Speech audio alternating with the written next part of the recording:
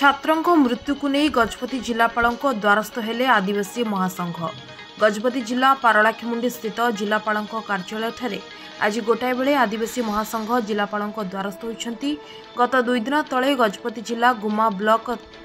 ताबरसिंह नाଳରେ अनुकुंबा आवासिक विद्यालयर चतुर्थ श्रेणी छात्रों संदेहजनक भाव मृत्यु होता, जहाँकि उक्त विद्यालयर कर्तृपक्ष दायित्वहीनता जोगु एपरी घटिथिबा अभियोग करी आज जिला प्रशासन को निजर दाबीपत्र प्रदान करथिला महासंघ।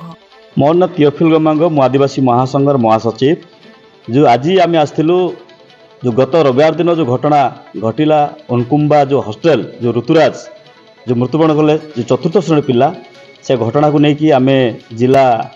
जो शिक्षा अधिकारी भेटिया आसलु एवं जिलापाल को भेटिया आसलु एवं सेमान पत्र मत जे आम जो डिमांड गुड़ी रखी दाबी गुड़ी रखी से दाबी गुड़िक से गोटे गोटे कर सब पूर्ण करने प्रतिश्रुति देते। तो आम लिखिचु स्पष्ट भाव में कहीचु भी जदि आगामी 7 दिन भितर जदि कौन कार्यानुष्ठान ग्रहण न करती ताहले आदिवासी महासंघ बाध्य हम गणतांत्रिक पद्धति राजरास्ता को ओह्लैब आउ धर्मघट कर जो पर्यंत न्याय पाईना से पर्यंत आदिवासी महासंघ ता संग्राम जारी रखिब। दाबी गुड़िक आप देखिए ये आम सब लिखिचु जे आमे तो प्रथम आमे दायी करूचु जे जेतेबेले राइट टू एजुकेशन एक्ट 2009 आसिला जो तार उद्देश्य थिला जे मुक्त भाव में निःशुल्क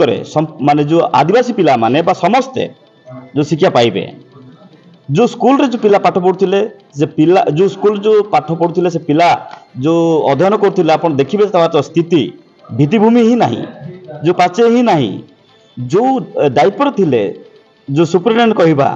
कि वार्डन कहवा को जो शिक्षक माने संपूर्ण दायित्वहीन भाव में सब कार्य करते आम से देखिलु देखला आम दृष्टाकर्षण करचु।